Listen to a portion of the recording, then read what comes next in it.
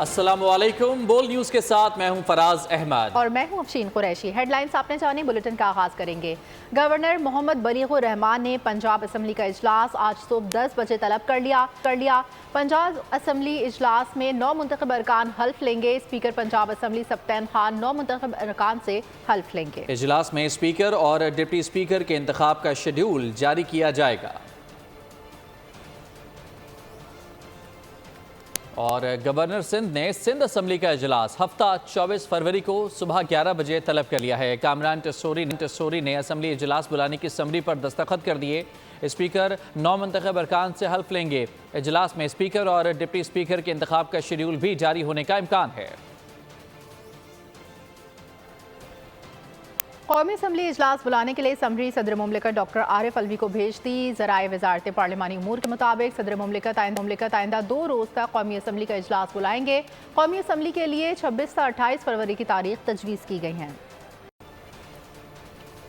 Senate और सदारती इंतखाब का schedule तैयार। ज़राए के मुताबिक सेनेट के इंतखाब के लिए पोलिंग मार्च के वस्त में होगी। सदारती इंतखाब मार्च में कराए जाने का इम्कान है। ज़राए इलेक्शन कमीशन का कहना है कि सदारती इंतखाबात का शेड्यूल जल्द जारी कर दिया जाएगा। चीफ इलेक्शन कमिश्नर मेंबरान की मंजूरी के बाद सदारती इंतखाब का शेड्यूल जारी होगा। सेनेट इंतखाबात के बाद सदारती इंतखाबात कराए जाएंगे। सेनेट इंतखाब का मुजवज़ा शेड्यूल भी तैयार है। सेनेट इंतखाबात 10 मार्च से पहले मुनाक़िद होंगे। इलेक्शन कमीशन की मंजूरी के बाद सेनेट इंतखाबात का शेड्यूल जारी होगा। मुजवज़ा शेड्यूल मंजूरी के लिए कमीशन को भिजवा दिया गया। सेनेट ने निस्फ अरकान 11 मार्च को रिटायर हो जाएंगे।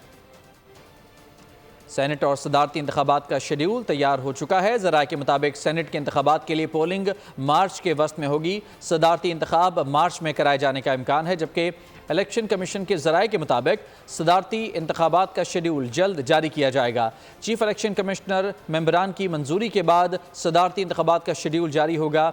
सेनेट इंतखाबात के बाद सदारती इंतखाबात कराए जाएंगे। सेनेट इंतखाबात का मुजवज़ा शेड्यूल भी तैयार है।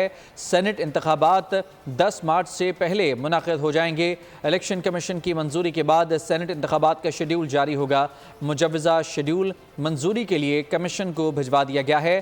सेनेट के निस्फ अरकान 11 मार्च को रिटायर हो जाएंगे। हुकूमत साजी के मामले में तेज़ी से पेशरफ्त का सिलसिला जारी है।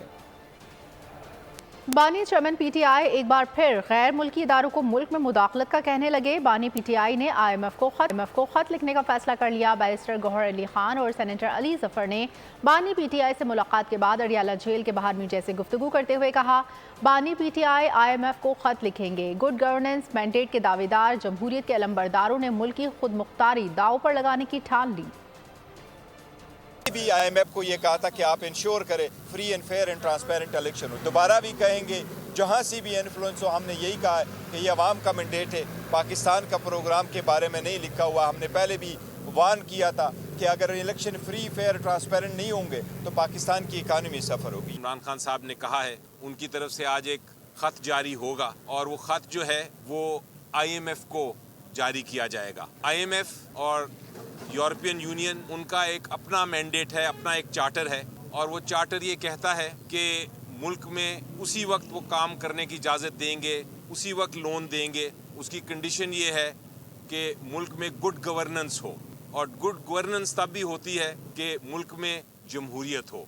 जिस मुल्क में जमहूरियत नहीं है वहाँ जो बैनुल अक़वामी जो इस तरह के इदारे हैं वो काम करना नापसंद करते हैं, ना उनको काम करना चाहिए।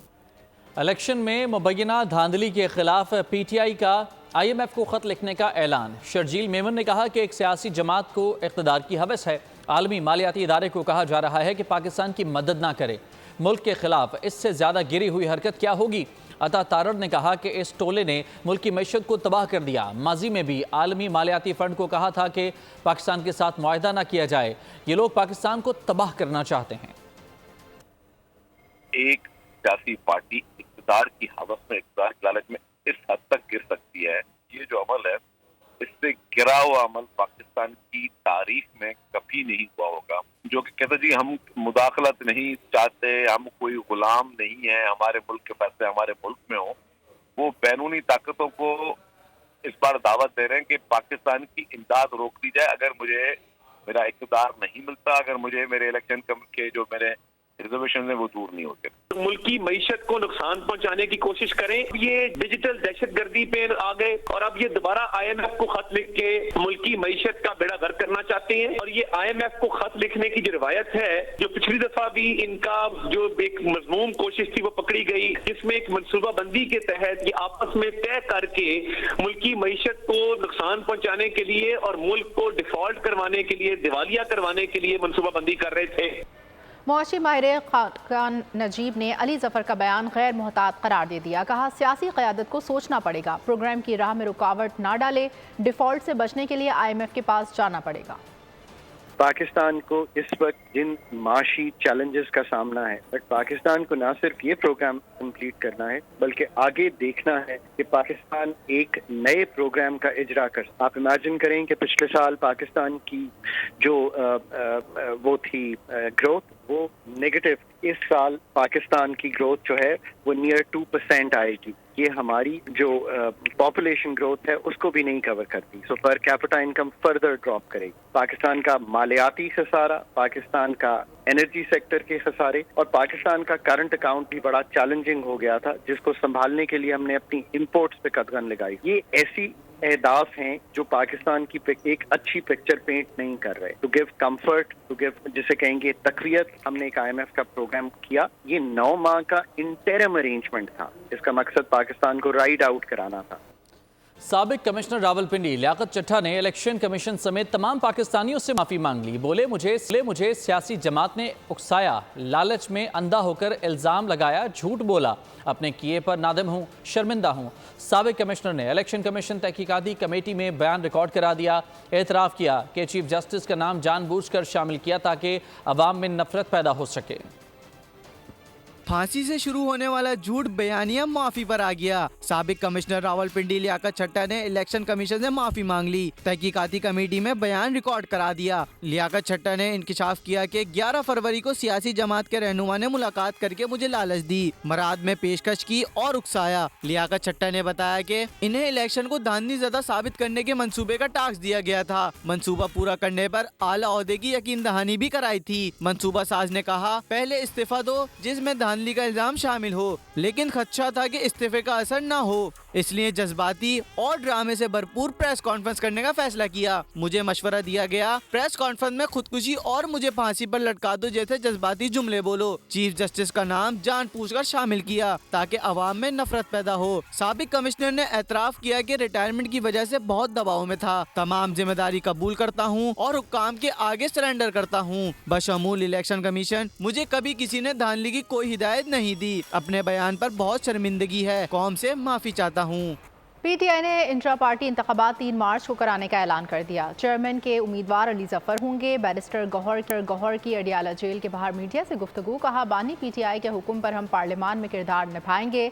जिन लोगों को अवाम ने मैंडेट नहीं दिया वो गासिब बनकर हुकूमत संभालेंगे। अवाम उन्हें वज़ीर आज़म नहीं मानेंगे।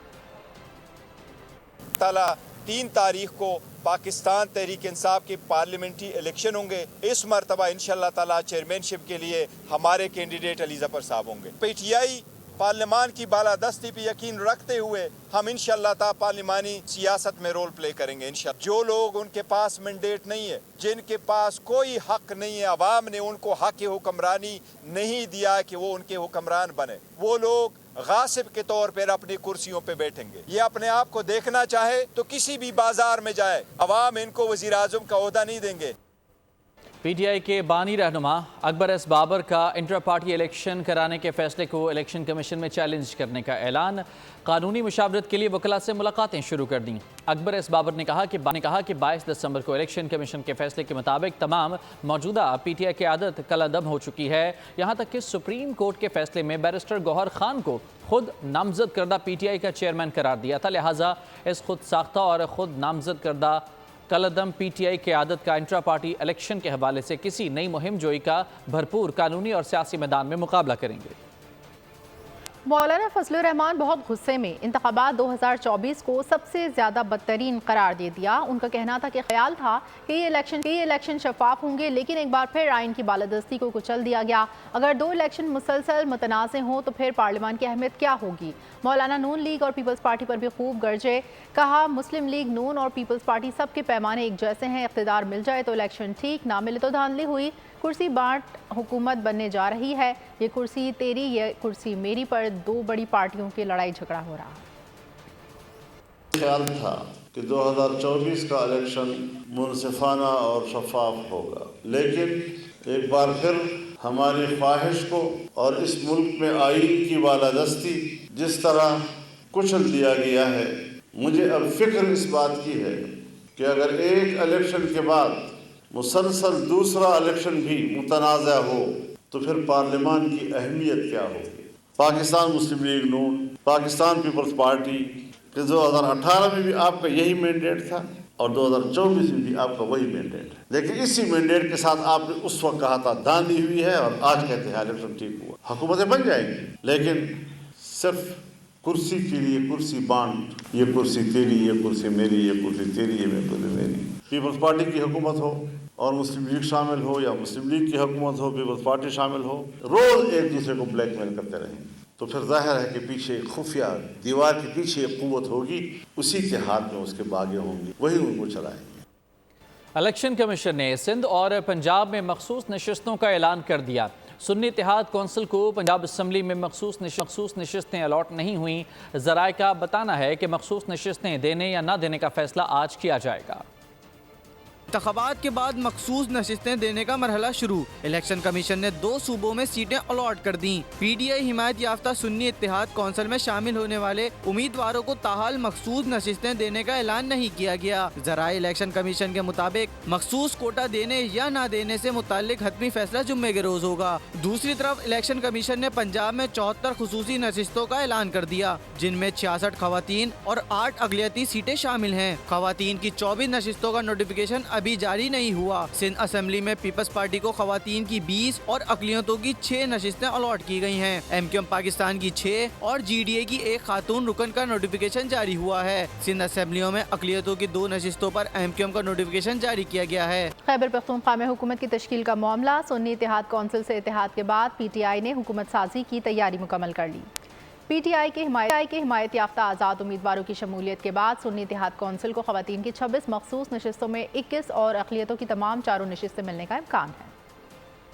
خیبر پختونخوا میں کون سنبھالے گا مسند اقتدار؟ پی ٹی آئی حمایت یافتہ ارکان اسمبلی اپنے طور پر حکومت بنانے کو تیار۔ تحریک انصاف کے حمایت یافتہ آزاد ارکان کی شمولیت کے بعد خیبر پختونخوا اسمبلی میں سنی اتحاد کونسل کے ارکان کی تعداد 91 ہو گئی۔ صوبے میں سنی اتحاد کونسل سب سے بڑی جماعت بن کر حکومت سازی کرے گی۔ صوبائی اسمبلی میں سنی اتحاد کونسل کو خواتین کی 26 میں سے 21 نشستیں ملنے کا امکان ہے۔ خیبر پختونخوا اسمبلی کا اجلاس 28 یا 29 فروری کو متوقع ہے۔ صوبائی اسمبلی اجلاس اور حلف برداری کے بعد کابینہ سازی کا عمل شروع ہوگا۔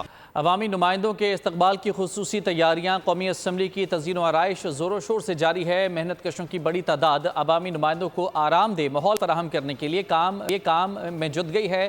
نو منتخب ارکان قومی اسمبلی کی رجسٹریشن شروع کر دی گئی ہے۔ نئے مہمانوں کے استقبال کی تیاریاں، ایوان کی تزئین و آرائش زور و شور سے جاری۔ چمک دمک بڑھانے کے لیے قومی اسمبلی ہال اور راہداریوں میں لائٹس لگنے لگیں۔ پارلیمنٹ ہاؤس کی اثر نو صفائی ستھرائی، فرنیچر اور فرش کو چمکایا جانے لگا۔ صوفوں کی مرمت شروع کر دی گئی۔ محنت کشوں کی بڑی تعداد عوامی نمائندوں کو آرام دہ ماحول فراہم کرنے کے لیے کام میں جٹ گئی۔ کیفیٹیریا کی تزئین و آرائش کا کام بھی ہنگامی بنیادوں پر شروع۔ 26 فروری تک مکمل کرنے کی ڈیڈ لائن دے دی گئی۔ قومی اسمبلی کا پہلا اجلاس 29 فروری کو متوقع ہے۔